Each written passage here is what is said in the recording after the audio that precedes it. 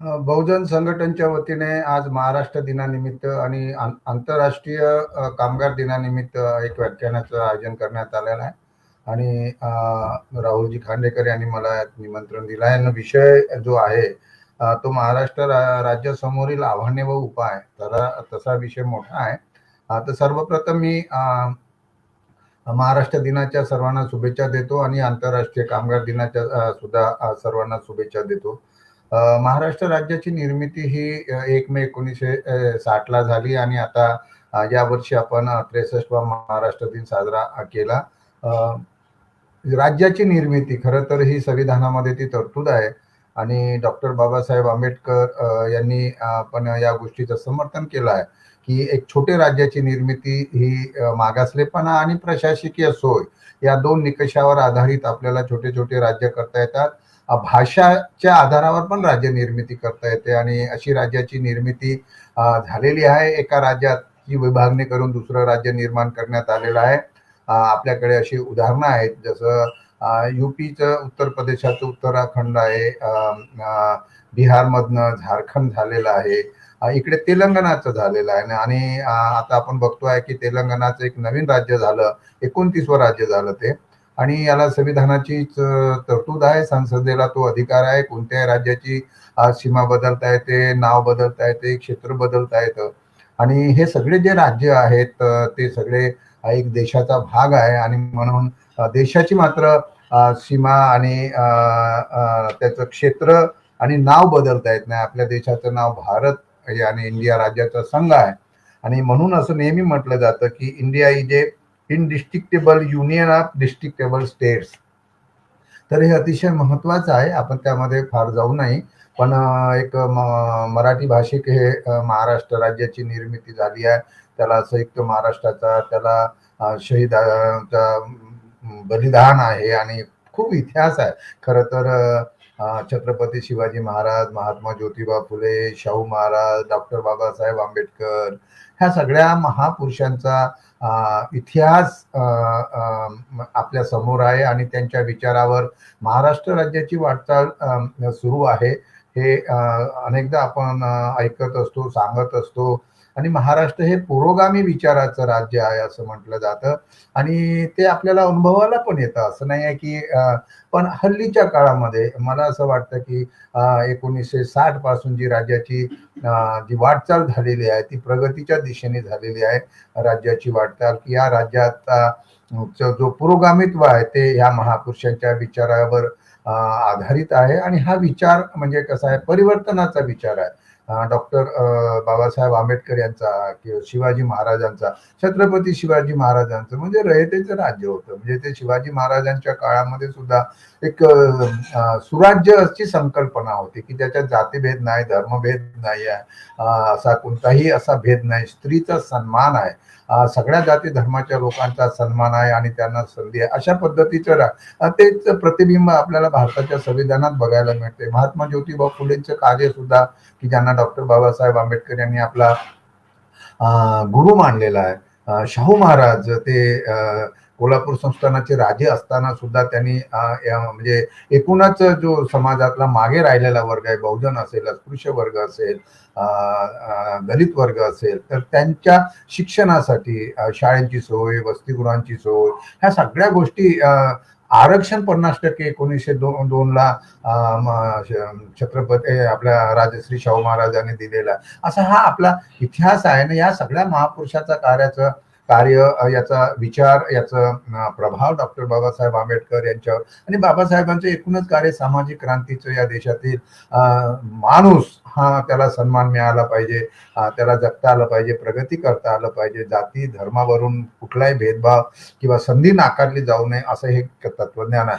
खरं तर मी काही फुले शाहू आंबेडकर चा मी काही असा विचारवंत नाही. ते जे माझ्या नावापुढे लिहिलेलं आहे विचारवंत, आम्ही वाचत असतो, पण ते विचार आम्ही अंमलात आणण्याचा प्रयत्न करतो आणि प्रशासनात असताना सुद्धा मी ते अंमलात आणण्याचा मी काटोकाट प्रयत्न केला आहे की जे सांगितलं आहे. आणि त्याचं एक समाधान पण आहे की आपण एक चांगलं काम करू शकतो आणि सामाजिक न्यायाचं काम करू शकतो. शाहू महाराजांचं सामाजिक न्यायाचं तत्व हे एवढ्यासाठी सांगणं, त्याची आठवण आजच्या दिवशी करणं आवश्यक आहे, की आज जी महाराष्ट्रातली जी परिस्थिती आहे, जी आपण बघतो एक राजकीय परिस्थिती, कधी नव्हे अशी ही राजकीय परिस्थिती अलीकडच्या एक एक 2 दशकांमध्ये हे महाराष्ट्रामध्ये आपल्याला बघायला मिळतं, की सत्ता आणि संपत्तीच्या भोवती राजकारण फिरत आहे.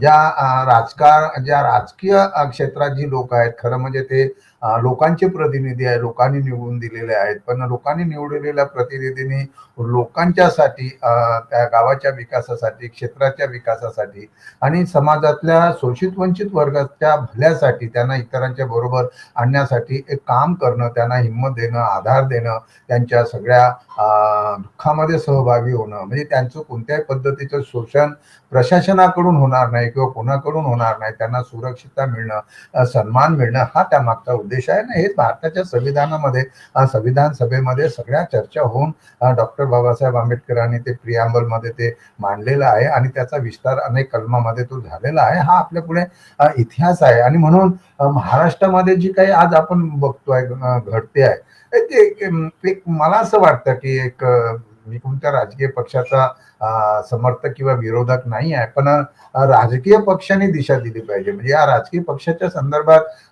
25 नोव्हेंबर 1949ला डॉक्टर बाबासाहेब आंबेडकर संविधान सभेत असं सांगतात की जे राजकीय पक्ष आहेत त्या राजकीय पक्ष कसे वागतील त्यावर एक संविधानाचं पण भवितव्य अवलंबून आहे आणि एकूणच देशाचं भवितव्य अवलंबून आहे. राज्याची जी कल्याणकारी ही संकल्पना आलेली आहे. मूलभूत अधिकार आहेत, फंडामेंटल राईट्स आहे, फंडामेंटल ड्युटीज आहे, directive principle of state policy संविधानामध्ये आहे आणि राज्य कल्याणकारी आणि ते लोकप्रतिनिधीच्या माध्यमातून रिप्रेझेंटेटिव्ह डेमोक्रेसी आहे.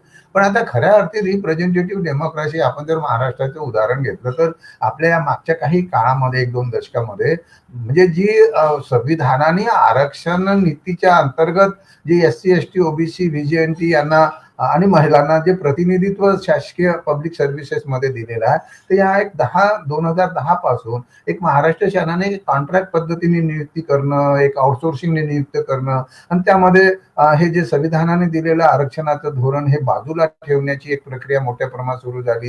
हे भरती बंद केली. त्यामुळे हा जो समाजातला जो शोषित वंचित घटक आहे की जो शिक्षण घेऊन पुढे आलेला आहे परंतु त्याला प्रतिनिधित्व जे मिळालेलं नाही आणि खऱ्या अर्थी सगळ्या क्षेत्रातले जे प्रतिनिधित्व असायला पाहिजे पब्लिक सर्व्हिसेस मध्ये ते आपल्याला बघायला मिळत नाही. याकडे जे महाराष्ट्र शासन, पुरोगामी विचाराचं महाराष्ट्र शासन यांनी लक्ष दिलं पाहिजे ते आजच्या परिस्थितीत दिसत नाही. आपल्याकडे आरक्षणाचा कायदा मागच्या 2017 पासून 2000 जो 1चा कायदा आहे जो 2004 पासून अंमलात आणणं सुरू केलं, त्याला आता तो हायकोर्ट आणि नंतर सुप्रीम कोर्ट म्हणजे यामध्ये अडकल्या गेलेला आहे. त्यामुळे जे अनुसूचित जातीचे पदोन्नतीमध्ये आरक्षण आहे किंवा सर्व्हिसेसमध्ये आरक्षणातून त्यांची नियुक्ती आहे, तर ह्या अशा गोष्टी झालेल्या नाही आणि याकडे राज्यकर्त्यांनी ज्या पद्धतीने लक्ष दिलं पाहिजे ते झालं नाही. तोच विषय ओबीसीच्या आरक्षणाचा आहे, मराठ्यांच्या आरक्षणाचा आहे की जो त्याला एक सामाजिक आणि शैक्षणिक मागासलेपणाचा जो निकष आहे जो संविधानात आहे. त्यामुळे असं आपल्याला असं म्हणता येईल की सरकार कितीही बोलत असलं किंवा सरकारमधले मंत्रिपदावर असलेले लोक किती बोलत असले किंवा त्याच्या राजकीय पक्षाचे लोक बोलत असले तरी मात्र प्रत्यक्षामध्ये ते होत नाही. दुसरं एक आव्हान आपल्या पुढे आहे म्हणजे हे संविधानाची अंमलबजावणी न करणं असं त्याला म्हणू.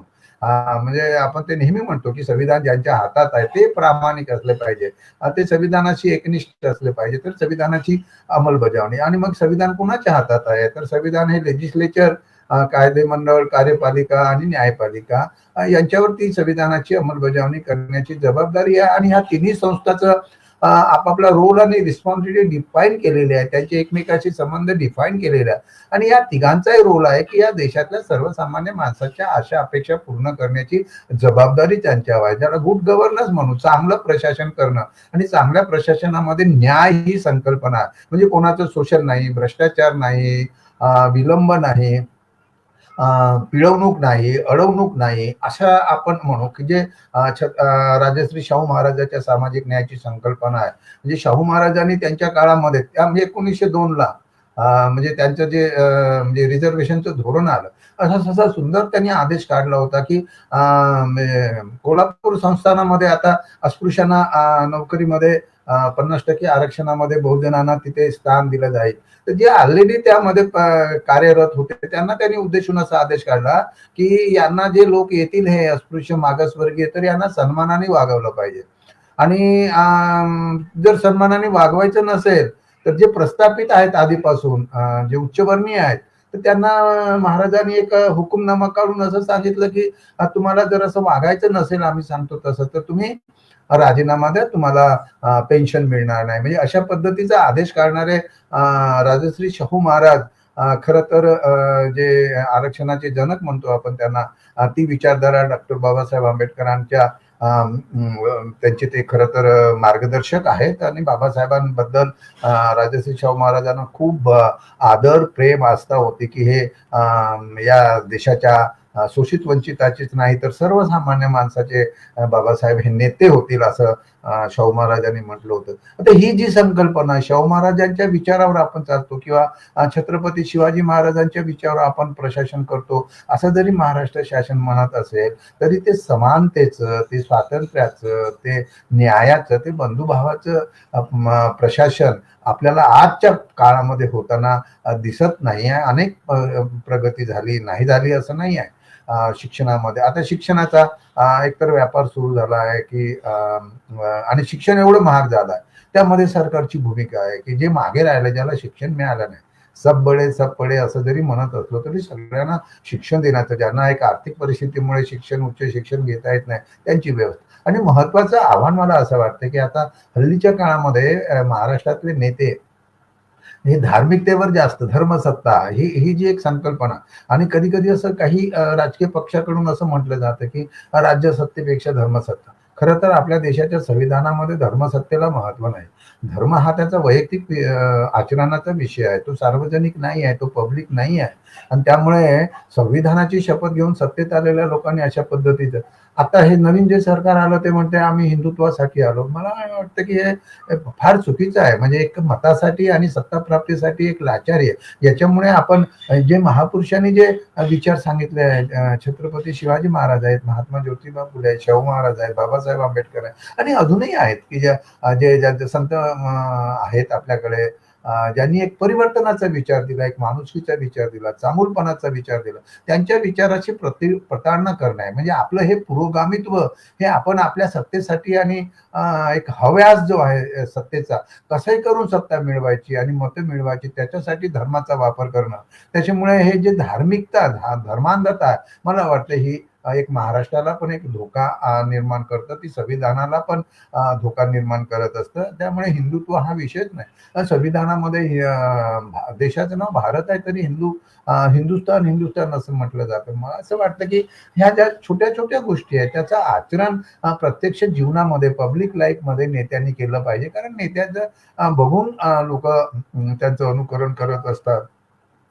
एक जातीयता सुद्धा राजकारणामध्ये, जातीयच्या नावाने सुद्धा एक राजकारण केलं जातं आणि एकूणच संस्कृती. आता आपण महाराष्ट्र शासनाचं या वर्षीचं बजेट बघितलं. या बजेटमध्ये एक म्हणजे काय म्हणू आपण, सांस्कृतिकच्या नावाने एक स्मारक बांधणे किंवा मग दिवस साजरे करणे, मी यावर खूप बजेट खर्च होतोय.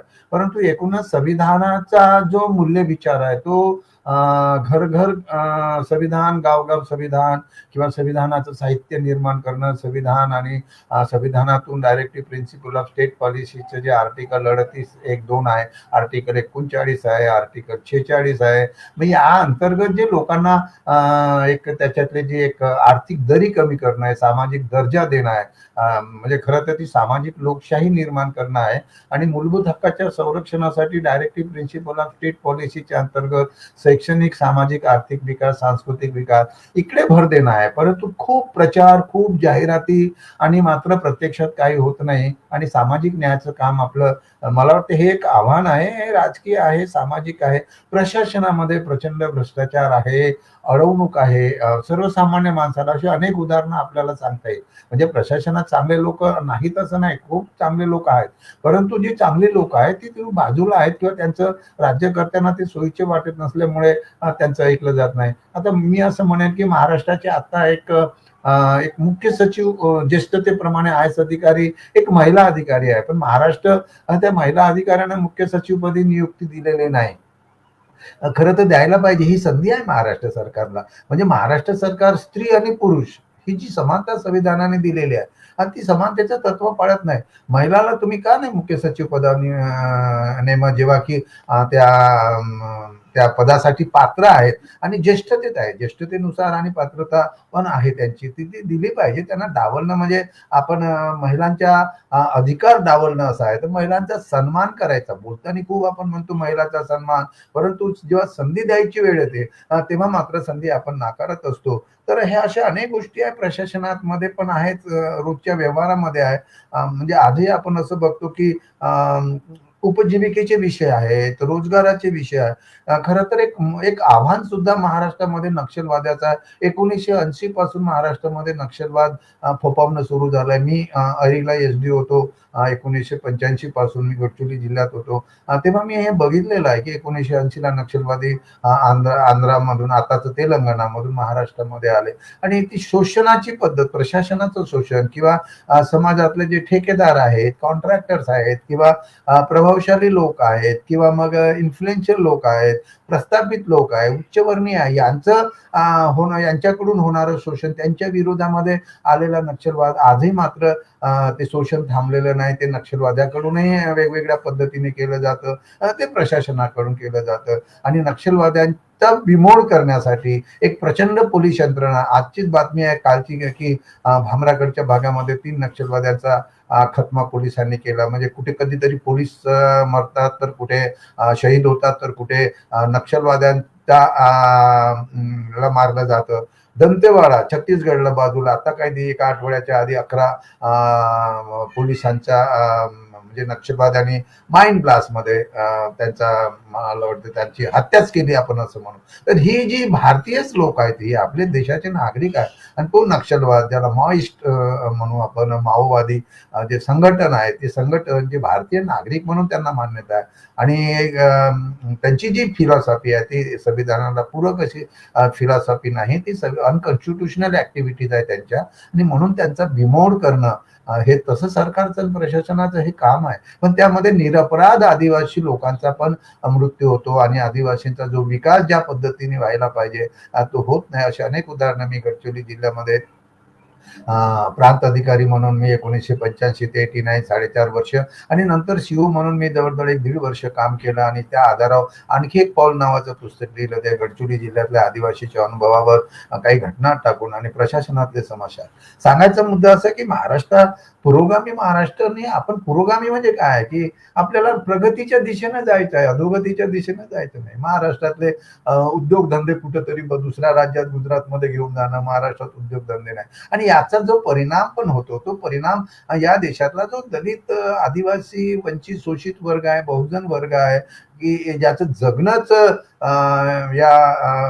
यावर आहे, सरकारी कार्यक्रमावर आहे, योजनेवर आहे, त्यांनी सुरू केलेल्या वेगवेगळ्या किंवा एक पब्लिक सेक्टर मधल्या उद्योगधंद्यावर आहे किंवा खाजगी उद्योगधंद्यावर आहे. म्हणजे आजचा आपला हा आंतरराष्ट्रीय जो दिवस आहे, तो आंतरराष्ट्रीय दिवस सुद्धा तो अतिशय महत्वाचा दिवस आहे.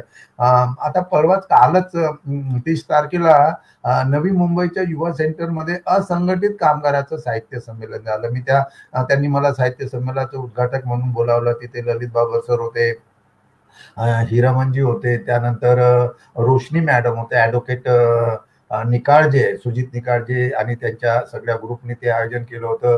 दिशा पिंकी शेख मॅडम होत्या, आपले शाहीर कलाकार नंदेश उमप होते, दीपक पवार आणि अनेक खूप हे सगळे असंघटित कामगार आहे. आज आपल्या देशामध्ये जवळजवळ 90 ते 95% असंघटित कामगार आहे. म्हणजे ज्याचं संघटन नाही असे कामगार, आणि ते कामगार खरं म्हणजे देश घडवतात. माझ्या असं वाचण्यात आलं की डॉक्टर बाबासाहेब आंबेडकरांचं कामगारांसाठी मजूर मंत्री म्हणून आणि एकूणच संविधानामध्ये कामगारांसाठी, श्रमिकांसाठी त्यांचं जे काम आहे ते दीपस्तंभासारखं काम आहे बाबासाहेबांचं. आणि माझ्या असं वाचण्यात आलं की डॉक्टर बाबासाहेब आंबेडकर जेव्हा महानदीवरील हिराकुंड च्या पायाभरणीनंतर ते कामाची पाहणी करायला गेले, तर ते पाहणी करायला गेल्यानंतर तिथे बाबासाहेबांना रस्ता नव्हता, ते जाता आलं नाही. तर ते पायी जायला निघाले. तर त्यांचे सचिव असं म्हणाले, बाबासाहेबांची तब्येत पण ठीक नव्हती. तर ते म्हणाले, की "बाबासाहेब तुम्ही पायी जाऊ नका." तरी पण बाबासाहेबांनी सचिवाचं ऐकलं नाही आणि समग्र बाबासाहेब हे जे बाळासाहेब मागाडे यांनी एक संपादन केलं आहे लेख. त्यामध्ये हा एक दयानंद माने यांचा लेख आहे आणि त्याच्यात त्यांनी उल्लेख पण प्राध्यापक हरी नरके सरांचा केलेला आहे, की आणि ते फार हृदयस्पर्शी आहे. ते मला खूप पटलं ते. आणि पण बाबासाहेब गेले. पाहणी केल्यानंतर ते मजुराबरोबर बसले आणि मजुराच्या खुशाली विचारली, त्यांचं हालचाल विचारलं. आणि हे खूप प्रेरणादायी असते, की देशाचे मजूर मंत्री त्या काळामध्ये जातात, मजुरांबद्दल बोलतात आणि बाबासाहेब काय म्हणतात त्यांच्याशी बोलताना, की तुम्ही केवळ एखादं धरण बांधत नाही, तर तुम्ही एक देश उभा करीत आहात. तुम्ही या देशाच्या उभारणीचे शिल्पकार आहात. म्हणजे हे जे बाबासाहेबांचं म्हणणं आहे, ते इतकं मला वाटते आजही प्रासंगिक आहे, की आज आपण ज्या मोठ्या-मोठ्या टॉवरमध्ये, बिल्डिंगमध्ये मग ते राहतात लोक. ती उभारणीमध्ये कोणाचा हात आहे? श्रमिकांचा. अण्णाभाऊ साठेने असं म्हणतात, की नागाच्या फणीवर हे जग उभं नाही, देश उभा नाही, तर तो श्रमिकांच्या तळहातावर आहे. आणि त्यामुळे श्रमिकांच्या तळहातावर श्रमिक, कामगार त्यांच्यामुळे हे सगळं घडत आहे आणि तो असंघटित आहे. म्हणजे कामगार असंघटित आहे. तर बाबासाहेब सुद्धा जेव्हा मजूर मंत्री होते, तर त्यांनी अशा अनेक गोष्टी त्या मजुरांच्यासाठी केल्या, कष्टकऱ्यांच्यासाठी केल्या आणि म्हणून बाबासाहेबांचं ह्या मेला त्याचं अभिवादन पण केलं पाहिजे. कारण त्यांच्यामुळे अनेक गोष्टी आपल्याला बघायला मिळतात आणि हा आंतरराष्ट्रीय दिवस सुद्धा जो आहे, तो कामगारांनी देश उभारण्याचं जे योगदान आहे, त्यांचं एक स्मरण करण्यासाठी, ते सेलिब्रेट करण्यात, त्याचं आपल्याला रेकॉग्नाइज केलं पाहिजे, की येस, इमारतीमध्ये काम करणारे लोक इतक्या रिस्क घेऊन काम करतात. मग त्या माणसाच्या सगळे एक माणूस म्हणून जे त्यांना संविधानाने सन्मानाने जगण्याचा अधिकार दिला, त्याचं काय आहे? त्याच्या सुरक्षितेचं काय? त्याच्या सन्मानाचं काय? म्हणजे तो इतरांसाठी घरं तयार करतो. त्याच्या घराचं काय आहे? त्यांच्या मुलाच्या शिक्षणाचं काय आहे? त्याच्या रोजगाराचं काय आहे? त्याच्या मुलांचं येणाऱ्या पिढीचं भवितव्य काय? तर असे अनेक प्रश्न आपल्याला बघायला मिळतात आणि हे बाबासाहेबांनी हेरलं होतं आणि म्हणून बाबासाहेबांच्यामुळे आपण आणि हा श्रमिकांना सन्मान मिळावा, प्रतिष्ठा मिळावी आणि त्यांचं जे काम आहे ते त्यांचा ऑनर झाला पाहिजे. खरं तर ते समता, स्वातंत्र्य, बंधुता, न्यायाचं काम प्रस्थापित हे मूल्य प्रस्थापित करण्यासाठी हे वर्कर काम करत असतात आणि म्हणून त्यांचा सन्मान करणं, त्यांची आठवण करणं आणि त्यांना एक धीर आधार देणंच नाही, तर ते सरकारने मजूर श्रमिकांच्या प्रश्नाकडे, त्यांच्या सुरक्षितेसाठी, त्यांच्या सन्मानासाठी काम करणं, ही जी एक विचारसरणी आहे, ती डॉक्टर बाबासाहेब आंबेडकर जेव्हा मजूर मंत्री 1942 ते 46 काळामध्ये होते, तेव्हा केले, की सरकारचं हे उत्तरदायित्व आहे. म्हणजे बाबासाहेबांनी त्यावेळेस की श्रमिकांना ते योग्य मोबदला मिळाला पाहिजे. अशा अनेक गोष्टी आपण सांगू शकतो, की महिलांना प्रसूती रजा मिळाली पाहिजे, पगारी रजा, स्त्री पुरुषांना, कामगारांना सारखी मजुरी मिळाली पाहिजे, त्यांचा संघटन स्थापन करता आलं पाहिजे, त्यांचं प्रतिनिधित्व संसदेमध्ये आलं पाहिजे. म्हणजे अशा अनेक गोष्टी आहेत, की सामाजिक सुरक्षा त्यांना मिळाली पाहिजे, विधिमंडळामध्ये त्यांचं प्रतिनिधित्व पाहिजे आणि बाबासाहेबांनी पण म्हटलं, की संमेलन आणि स्थायी श्रम ची यंत्रणा स्थापन केली पाहिजे. तर हे जे श्रमसंमेलन झालं, असंघटित कामगाराचं संमेलन, मला खूप छान वाटलं, की त्या संमेलनामध्ये एक चर्चा झाली, की आपले काय प्रश्न आहेत आणि आपले प्रश्न सरकारमध्ये. त्यामुळे सरकारी व्यवस्थेमध्ये कामगारांचं प्रतिनिधित्व असणं येणं आणि ते संविधानामध्ये आहे. आपण संविधानाच्या मूलभूत अधिकारामध्ये म्हणजे ते श्रमिक कामगार म्हणजे ते देशाचे नागरिक आहेत, ते व्यक्ती आहेत आणि त्यामुळे इतरांबरोबर त्यांना सगळ्यांनाच आपले मूलभूत अधिकार त्यांना देण्यात आलेले आहेत. त्यामुळे त्या अधिकाराचं संरक्षण करणं ही सरकारची जबाबदारी आहे आणि म्हणून हा श्रमिक वर्ग ज्यांच्याकडे काम करतो त्यांनी त्याचं संरक्षण केलं पाहिजे. त्यांना एक माणूस म्हणून व्यवस्थित त्याला पण सन्मानाने जगता आलं पाहिजे. कसंही जगणे नाही, की आज आपण बघतो की झोपडपट्ट्यामध्ये लोक राहतात. बरं, हे श्रमिक आहेत कोण? तर खरं तर हे शोषित वंचित वर्गातले लोक आहेत, बहुजनातले लोक आहेत, की ज्यांच्याकडे उपजीविकेचे कुठलेही साधन नाही. म्हणजे शासनाने अनेक रोजगार हमी योजना महाराष्ट्र शासनाने आणली, नंतर भारत सरकारने मनरेगा ही योजना आणली. आता ते मनरेगा योजनेवरचं ते बजेट या वर्षीचं कमी करण्यात आलं ते बजेट. खरं तर मनरेगा योजनेमध्ये ह्याच देशातला शेतमजूर असेल, कामगार असेल, श्रमिक असेल, स्त्री पुरुष यांना तिथे रोजगार मिळतो आणि ती हमी आहे. फूड सिक्युरिटीमध्ये जसे फक्त त्यांना 80 कोटी लोकांना फुकट अन्नधान्य देणं हे सरकारचं धोरण नाही चांगलं.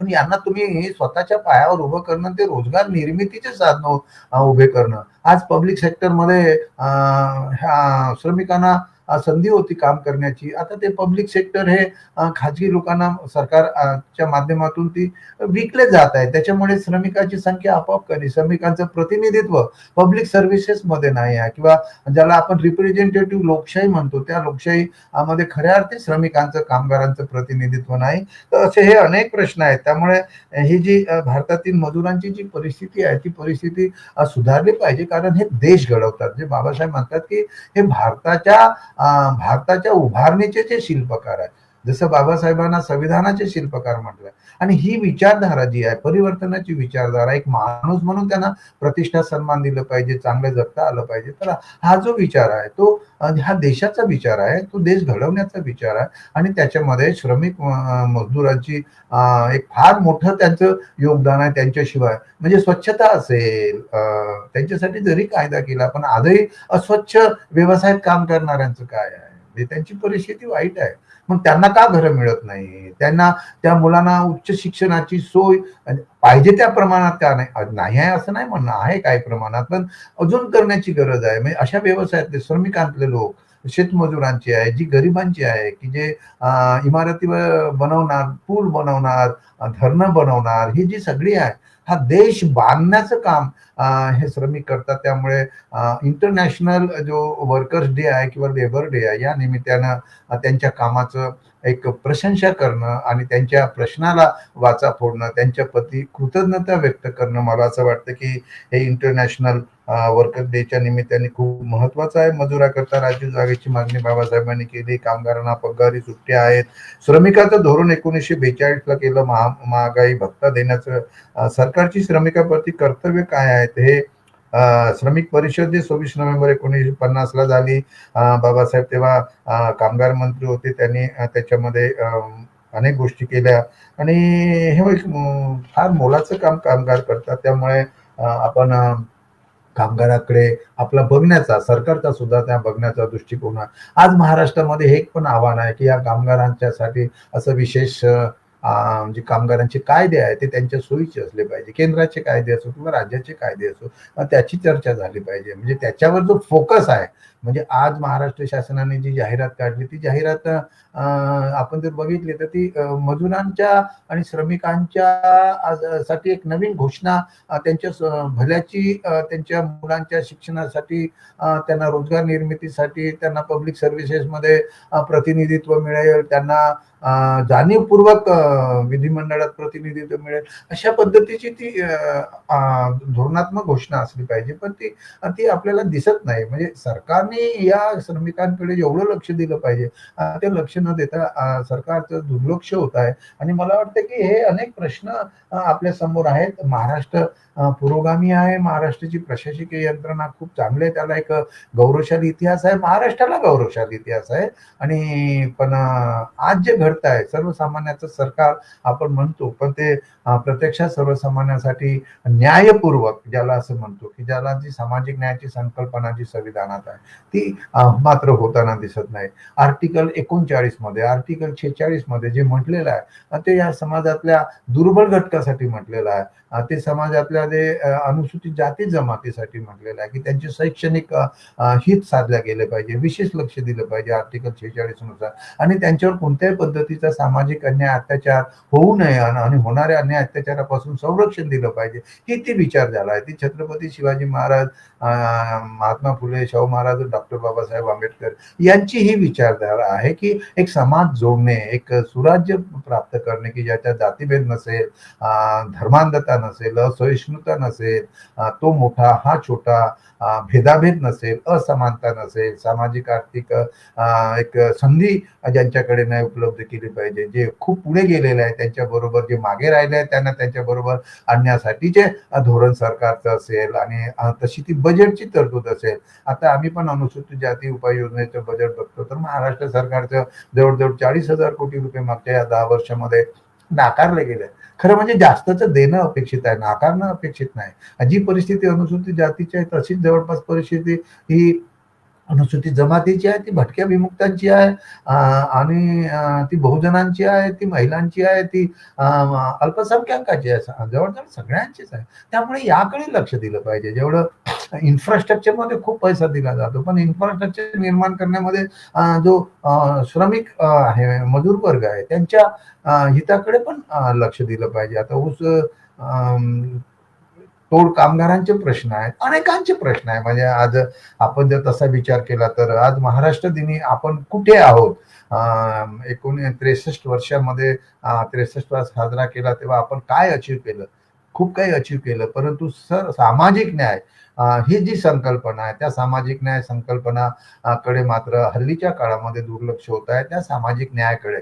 आणि सामाजिक न्याय तेव्हा साध्य होईल की जेव्हा आपण संविधानाच्या मूल्य विचाराचा प्रत्यक्ष आपण स्वीकार करू आणि संविधान निष्ठ होऊन आपण काम करू. मला असं वाटतं की संविधान स्वीकारणं म्हणजे आता संविधानाचा अमृत महोत्सव आपल्याला 2023 26 नोव्हेंबर 2023 पासून तर 2025 पर्यंत जे प्रजासत्ताक दिवस 75 वर्ष होतात संविधान दिनाला आणि प्रजासत्ताक. जसा आपण स्वातंत्र्याचा अमृत महोत्सव साजरा केला 15 ऑगस्ट 1947 ला स्वातंत्र्य मिळाल्यानंतर 2022 ला केला, त्याचे कार्यक्रम आजही होत आहेत. त्या पद्धतीने जोपर्यंत आपण संविधानाला मानणार नाही आणि हे महापुरुषांचे विचार आपण घेणार नाही, डॉक्टर बाबासाहेब आंबेडकरांनी जे संविधानाचं मूल्य दिले किंवा सामाजिक क्रांतीचा जो विचार दिलेला आहे, परिवर्तनाचा जो विचार दिलेला आहे, तर तो विचार जोपर्यंत आपण राजकीय पक्षांनी कसं वागलं पाहिजे, विरोधकांनी कसं वागलं पाहिजे, प्रशासनाने कसं वागलं पाहिजे, म्हणजे ते 25 नोव्हेंबर 1949च्या भाषणात म्हणतात ना की संविधान किती चांगलं असतं पण राबवणारे अप्रामाणिक असतील तर. म्हणजे प्रामाणिक लोक म्हणजे मग ते कायदेमंडळ, कार्यपालिका, न्यायपालिका, मग मीडिया असेल आणि मग नागरिक सुद्धा, म्हणजे या देशातला नागरिकामधूनच या व्यवस्थेमध्ये विभागामध्ये लोक येतात. तेव्हा लोकांनी जातीभेद करू नये, लोकांनी धर्मभेद करू नये, लोकांनी लिंगभेद करू नये, स्त्री पुरुष समानता, प्रांतभेद, भाषाभेद, हे जे काही भेदाभेद आहे हे नाकारणे. म्हणजे खरं तर हेच आव्हान आहे मुळामध्ये की ज्या गोष्टी अंधश्रद्धा दूर केल्या पाहिजे. बुवाबाजीच्या मागे जे लागणारा एक सुशिक्षित वर्ग सुद्धा बुवाबाजीच्या मागे लागतो. आपण बघत आहोत म्हणजे ते लाखोच्या लोकांच्या सभा होतात, ते बुवा काय सांगतात ते.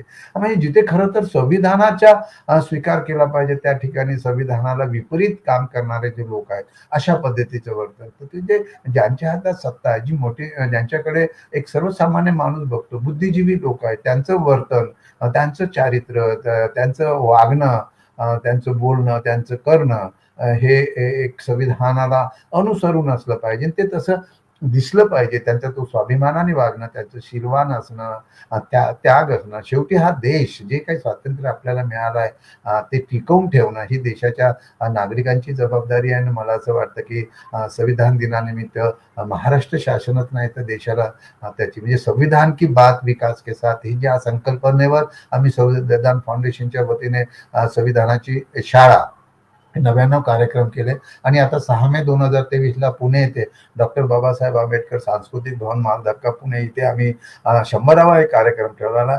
माननीय संजय आवटे जे वरिष्ठ पत्रकार आहेत आणि लोकमतचे संपादक, ते लोकशाहीवर बोलूया आजच्या परिस्थितीवर, त्यांचं एक 100वा एक कार्यक्रम म्हणून संविधान शाळेचा त्यांना आम्ही निमंत्रित केलेला आहे. या कार्यक्रमाला पण पुण्यातील लोकांनी यावं आणि एकूणच संविधानाचा जागर घरोघरी, गावोगावी आणि ती मूल्य स्वीकारणे. म्हणजे मला वाटते की ही जी आपल्या पुढे जी आव्हानं आहेत ती आव्हानं आपल्याला जी विघटित करणारी आहेत ती थांबवता येतील ना. आपण एक बंधुभाव त्यामध्ये आणू शकतो, जोडू शकतो. माणसं जोडण्याचं काम, संविधान हे माणसं जोडण्याचं काम करत असते.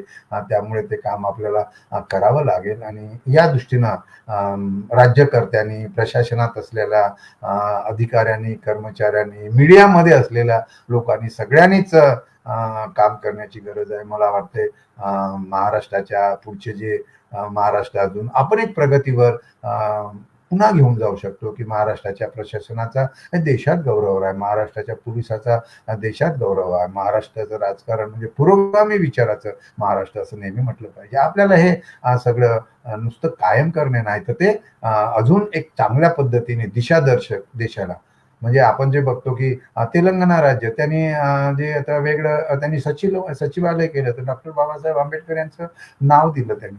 तिने 125 फुटाचा डॉक्टर बाबासाहेब आंबेडकरांचा एक पुतळा बसवला. त्यांच्याकडे योजना ते शेड्यूल कास्ट सप्लान बजेटचा जे मी उल्लेख करत होतो, जे महाराष्ट्र शासनाने 40,000 कोटी रुपये नाकारले या 10 वर्षात, तर तिथे तेलंगणा सारख्या राज्याने अनुसूचित जातीच्या विकासासाठी बजेटचा कायदा केला. महाराष्ट्राने जो अजून केला नाही. म्हणजे जे करायला पाहिजे ते केलं नाही, जे नको करायला पाहिजे त्याकडे महाराष्ट्र शासन आपल्या एक राजकीय सत्ता प्राप्तीसाठी पण राजकीय सत्ता प्राप्तीचा उद्देश काय आहे, ते लोक कल्याण आहे, लोकांचं कल्याण आहे. आणि त्यामुळे शेवटी आपण निवडणुकीच्या पुढे जाताना लोकांकडे विकासाचा कार्यक्रम घेऊन जातो. तो विकास करणे, तो व्यक्तीचा विकास आहे, तो समाजाचा विकास आहे, तो देशाचा विकास आहे. मला वाटतं हे काम करणे हे खूप आवश्यक आहे आणि आपण ते करूया. मी परत शुभेच्छा देतो संविधान दिन महाराष्ट्र दिनाच्या आणि आपल्या इंटरनॅशनल वर्कर्स डे, ज्याला आपण आंतरराष्ट्रीय मजूर डे, यांच्या शुभेच्छा देतो आणि यांच्या मजुरांच्या श्रमिकांच्या जीवनामध्ये आनंद निर्माण हो, त्यांची प्रगती हो अशी सदिच्छा व्यक्त करतो.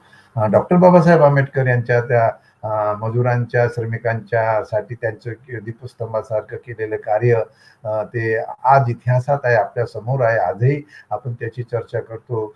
डॉक्टर बाबासाहेब आंबेडकर यांना अभिवादन करतो, सर्वांना जय भीम करतो आणि थांबतो. धन्यवाद.